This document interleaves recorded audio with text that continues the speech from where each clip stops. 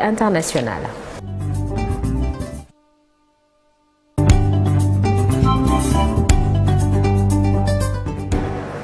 L'actualité hors du Sénégal, c'est avec Ibou Diouf, affrontement entre l'armée israélienne et le Hamas.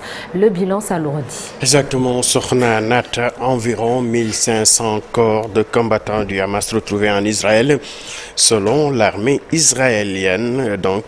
Depuis l'attaque lancée samedi matin par le mouvement islamiste palestinien à partir de la bande de Gaza au 4e jour, 5e aujourd'hui, l'armée a plus ou moins repris le contrôle de la clôture à la frontière avec Gaza, mais des infiltrations peuvent encore arriver, ajoute un porte-parole militaire. Nous savons que depuis le début de la nuit, des personnes sont entrées et peuvent à tout moment commettre l'irréparable. Guerre Israël-Palestine, toujours le président turc et égyptien cherchent à jouer des médiateurs. Abdallah Fattah al-Sisi et son homologue turc Recep Tayyip Erdogan ont appelé hier le mouvement palestinien Hamas et les autorités israéliennes à mettre fin immédiatement au cycle de la violence et à protéger les civils. Les deux pays qui maintiennent donc de bons contacts avec les deux parties cherchent à jouer la carte de la médiation. L'Espagne, pendant ce temps, est en désaccord avec la décision de Bruxelles de suspendre l'aide aux Palestiniens. Le gouvernement de gauche espagnol a exprimé hier son malaise et son désaccord suite à la décision annoncée par la Commission européenne de suspendre son aide aux Palestiniens.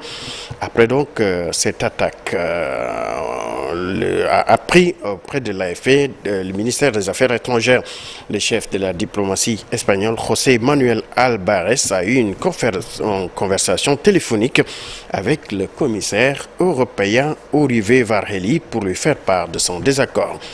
Au Cameroun, au moins 27 personnes sont mortes dans un éboulement dû aux pluies à Yaoundé. Des personnes qui ont péri dans l'effondrement d'un pan de collines recouvertes d'habitations précaires provoqués par des pluies torrentielles à Yaoundé, dans la capitale.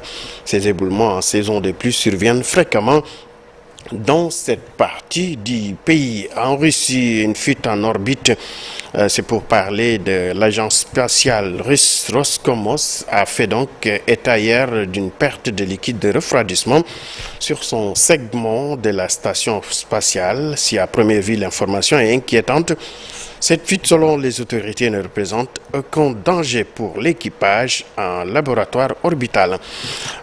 C'était tout, Sokhna Nata, pour la première tasse active. Merci beaucoup, Ibou Diouf. Rendez-vous tout à l'heure pour la version Wolof de l'actualité internationale. Dans la seconde partie de l'émission, à partir de 8h, nous serons avec Oumou Kalsoum Baro ce mardi pour le Djangat.